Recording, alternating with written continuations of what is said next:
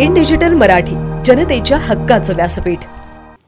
उल्हासनगर महानगरपालिका आता शहराच्या पाणी पुरवठा व्यवस्थेचा सर्वांगीण पुनर्विचार करत असून नागरिकांना सुरळीत, दर्जेदार व समान पाणी मिळावे यासाठी यंत्रणा युद्धपातळीवर कामाला लागली आहे।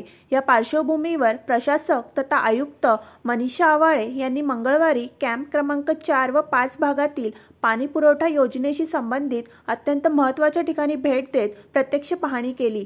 मौजे पालेगाव येथील मुख्य जलवाहिनीची जोडणी तसेच खडी मशीन पंपिंग स्टेशन आणि दसरा मैदान पंपिंग स्टेशन येथे त्यांनी यंत्रणेची कार्यक्षमता, देखभाल व्यवस्था व वितरण प्रणाली यांचा बारकाईने आढावा घेतला। पाहणी करताना आयुक्त मनीषा आवाळे यांनी पाणी गळती तातडीने रोखणे, दैनंदिन देखभाल व दुरुस्ती नियमितपणे करणे तसेच सर्व भागात अनधिकृत नळजोडणी धारकांवर कठोर कारवाई करण्याचे स्पष्ट आदेश व अधिकाऱ्यांना दिले आहे। तसेच नागरिकांना नियोजित व समान पद्धतीने पाणी मिळावे यासाठी पाणी वितरणाचे वेळापत्रक तयार करण्यास सांगितले आहे।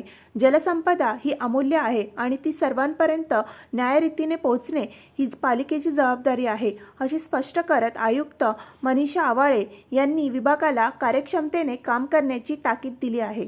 या महत्त्वपूर्ण दौऱ्यात आयुक्तांसोबत उपायुक्त अनंत जवादवार, कार्यकारी अभियंता अशोक घुले, उपअभियंता दीपक ढोले, परमेश्वर पुडगे, अश्विन राठोड हे उपस्थित होते। उल्हासनगर शहरात गेल्या काही काळात पाणी पुरवठा संबंधित समस्या वाढत असताना प्रशासकीय स्तरावरून अशी ठोस हालचाल होणे ही निश्चितच नागरिकांसाठी दिलासा देणारी बाब आहे। आयुक्त मनीषा आवाळे यांच्या नेतृत्वात शहराच्या पाणी व्यवस्थापनात सुधारणा घडतील अशी अपेक्षा नागरिकांमध्ये व्यक्त होत आहे।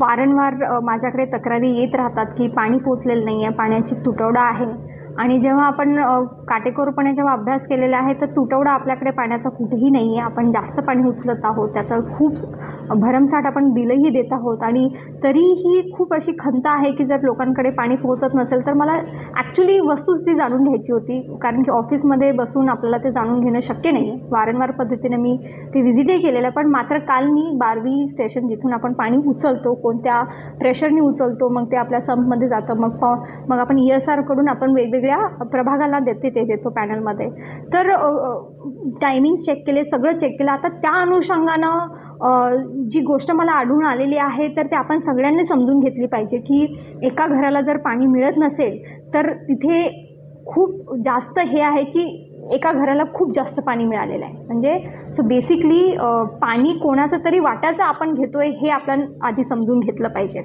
आणि जोपर्यंत आपण हे उल्हासनगरवासी हे समजून घेणार नाही तोपर्यंत एकजूटपणे आपण त्याच्यावरती काम करू शकणार आहे। तर त्यामुळे पुढची ही आपली जी आपली उन्हाळी मोहीम जी पाण्याच्यासाठी असणार आहे ती सगळ्यांना समान जल ह्या अनुषंगाने असणार आहे। आता ते तुम्ही ठरवायचं आहे त्याला किती सक्सेसफुल करायचं आहे, बिकॉज काय होतं ना, सगळे कंप्लेंट्स करायला येतात मात्र आपली चूक काय हे कोणाला कळत नाही। आता इलिगल कनेक्शन्स वन थिंग, ठीक आहे, म्हणजे कुठून घेतलेत, काय घेतलेत तर तो वेगळा विषय।